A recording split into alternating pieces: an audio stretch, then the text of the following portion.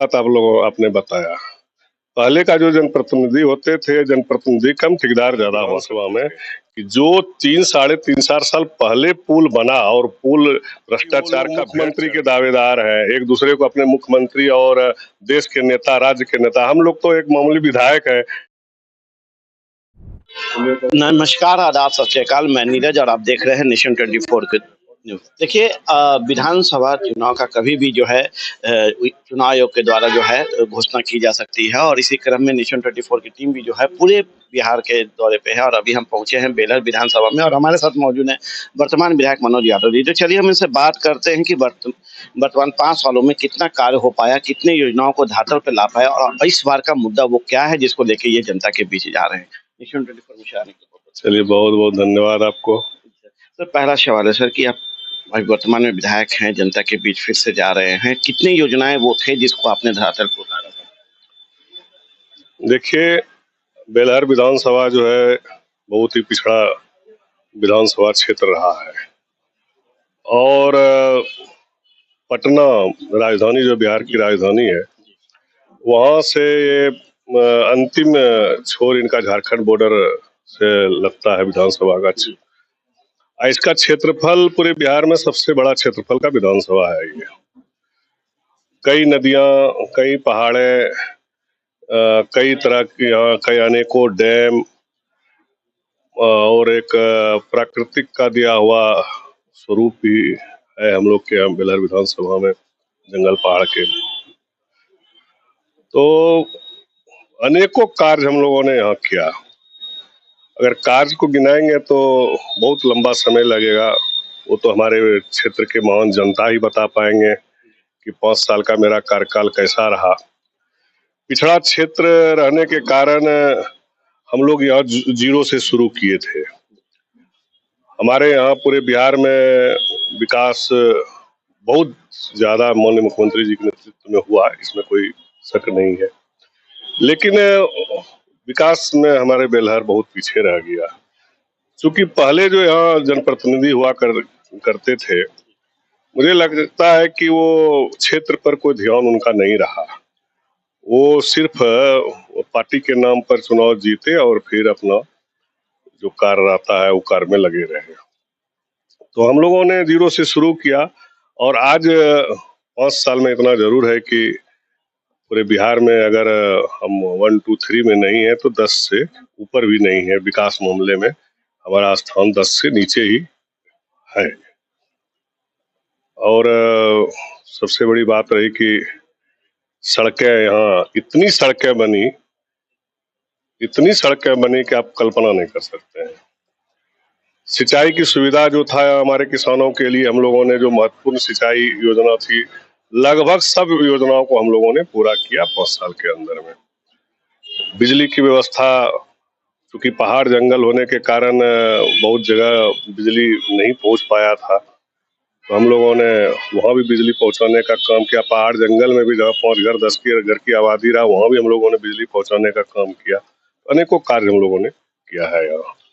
इस बार का मुद्दा, ये तो पिछले रिकॉर्ड है जिसमें आप जनता के बीच गए होंगे। इस बार का अब वो कौन से मुद्दे और बच गए जिसको लेके आप जनता के बीच आ रहे हैं कि ये विश्वास के साथ कि इस बार वो वोट करेंगे और जो योजनाएं, जो मुद्दा बच गया उसे पूरा करेंगे?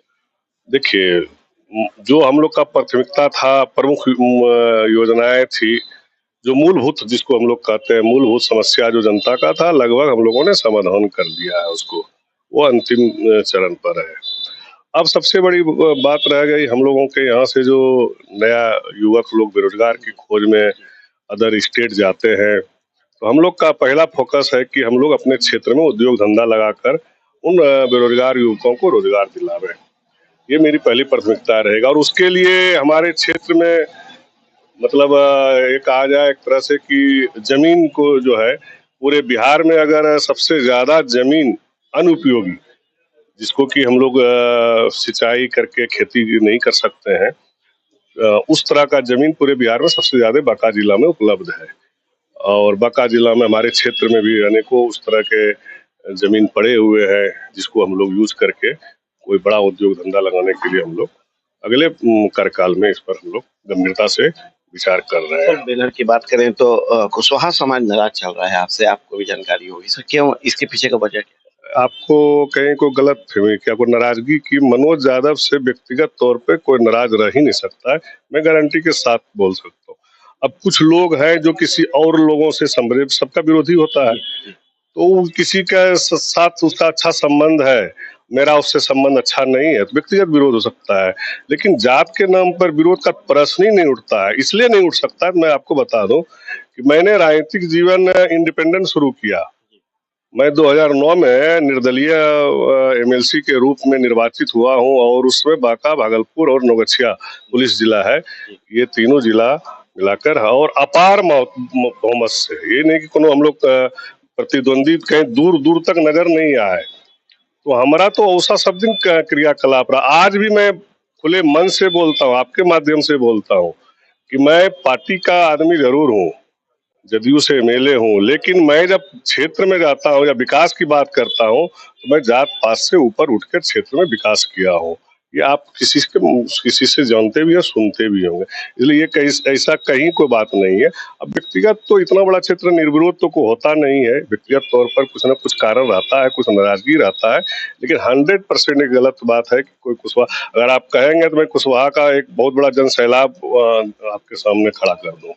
मेरे एक एक वर्कर हमारे लिए जीने मरने के लिए तैयार है, कुशवाहा समाज से। सर एक और सवाल है सर आपसे कि बेलहर में एक कमसारा नदी है, उस नदी पे एक पुल जो है भ्रष्टाचार का भेंट चढ़ गया है, जिसके लिए हम लोग जब धौरी क्षेत्रों में और उस क्षेत्रों में जब दौरा किए थे, तो वहाँ लोगों ने बोला कि ये पुल जो है शुरुआत होते ही खत्म हो गया, और आज स्थिति है कि आपने शायद उसका पूरा दोबारा उसका शिलान्यास भी आपने किया है। सर उस पे थोड़ा-सा प्रकाश देखिए, सही बात आपने बताया।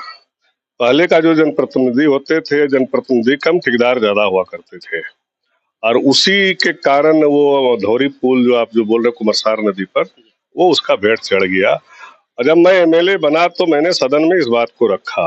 कई बार मैंने माननीय मुख्यमंत्री जी से, जो उस समय के माननीय मंत्री होते थे रोड डिवीजन के, मैंने कई बार लिख करके उनको दिया, और उस पर जांच भी करवाया, उस पर कार्रवाई भी, और आज भी उसका सिक्योरिटी जब्त है, विभागीय कार्रवाई चालू है उसके ऊपर। उसके बाद अल्टरनेटिव हम लोगों ने फिर से अपना विधानसभा में बात रख के और उसको स्वीकृति किया, और आज आप, अच्छा बात है कि आपने इस बात को रखा। वो मतलब पहला होगा पूरे बिहार में, मेरे क्षेत्र में बेलहर विधानसभा में, कि जो 3 साढ़े 3 4 साल पहले पुल बना और पुल भ्रष्टाचार का भेंट चढ़ गया, और उसी स्थान पर पुनः मैं 3 साल के अंदर दूसरा पुल, और वो भी 21 करोड़ की लागत से उसका शिलान्यास किया और काम भी चालू हो गया है। ये हमारा काम बोलता है, ये हम नहीं बोलते, हमारा काम बोलता है। सर इस बार चुनाव में आप भी जानते हैं कि बिहार में मुख्यतः 2 बड़ी पार्टियां हैं, एक एनडीए कह लें, एक यूपीए कह लें, लेकिन तीसरी पार्टी के तौर पे जनस्वराज आपको नजर आ रहा होगा, जब बड़ा जनसैलाब, बड़ा रैली कर रहे हैं, वो जनता के बीच जा रहे हैं, भीड़ भी दिख रहा है। क्या लगता है इसका डर आप लोगों में भी होगा? देखिए, जब चुनाव आता है तो अनेकों पार्टियां, हर एक स्टेट में जाइए, कहीं भी जाइए, तो अनेकों पार्टियां आते हैं, चुनाव लड़ते हैं, लड़ना भी चाहिए, लोकतंत्र है, इसमें कहाँ को बात है।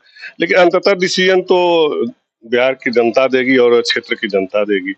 अब किसको सर आंखों पर रखते हैं और किसको रिएक्ट करते हैं, तो जनता मालिक है, जनता जानेगी। जिस तरह से सर वो धमाका पे धमाका कर रहे हैं, अभी फिर बोल रहे हैं कि कल का उनका स्टेटमेंट था कि फिर हम 7 दिन बाद नए नेता का, नए मंत्री का मतलब हम उद्भेदन करेंगे, तो क्या लगता है ये क्या क्या रहा है?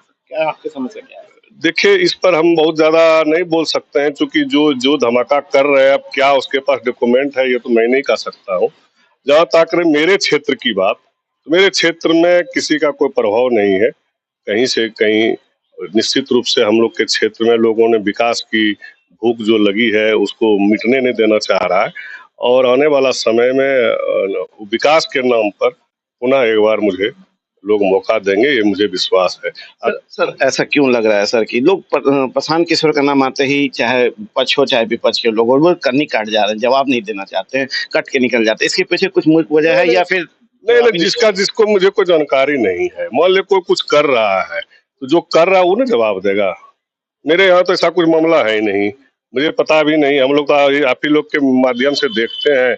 अब जिनके बारे में बोल रहे हैं वो उनका जवाब दे रहे हैं, अब उनका उनका सच्चाई क्या है वो जाने, उनका काम जाने। हम लोगों को उससे कोई लेना देना नहीं है, क्योंकि वो लोग मुख्यमंत्री के दावेदार हैं, एक दूसरे को अपने मुख्यमंत्री और देश के नेता, राज्य के नेता। हम लोग तो एक मामूली विधायक है, एक क्षेत्र के प्रतिनिधित्व करते हैं। हम लोग अपने क्षेत्र पर फोकस रखते हैं, उससे ज्यादा हम लोग सोचते भी नहीं है। सर अंतिम सवाल है, इस पूरे क्षेत्र के विधानसभा के लोगों को क्या संदेश देंगे? मैं अपने विधानसभा के क्षेत्र क्षेत्र के लोगों से आपके माध्यम से कहना चाहता हूं कि आपके क्षेत्र में, खास करके बेलहर विधानसभा में, जो विकास की गाड़ी चल चुकी है, आपसे और स्पीड करने का सोचे और उस माध्यम से अपना एक एक मत दे कि जो आपका विकास हो रहा है उसमें किसी तरह का कोई अवरुद्ध नहीं करे और तेजी से आपके क्षेत्र में विकास हो, हर एक क्षेत्र में आपका विकास होते रहे। यही मैं उनसे निवेदन करता हूँ आपके माध्यम से। सर अभी आप सुन रहे थे मनोज यादव सर को, जो बेलहर विधानसभा के वर्तमान विधायक हैं। इन्होंने स्पष्ट कहा है कि इस बार इनका प्राथमिकता से पलायन को रोकना इनका मुख्य मुद्दा है और यहाँ रोजगार सृजन करना इनका मुद्दा है। और इन्होंने कहा है कि हर हालत में जो है, जो विकास की गाड़ी यहाँ पे चल चुकी है उसे और तेज करने के लिए जनता का सहयोग जरूरत है। और यदि इस बार जनता सहयोग करती है और फिर से पुनः ये यहाँ के विधायक बनते हैं तो वो विकास की गाड़ी रुकेगी नहीं, अवरुद्ध नहीं होगी, वो और तेजी से विकास करेगी और एक नया बेहतर बेलहर विधानसभा देखने को मिलेगा बिहार के लोगों को। आप देख रहे हैं नेशन 24 न्यूज। नमस्कार।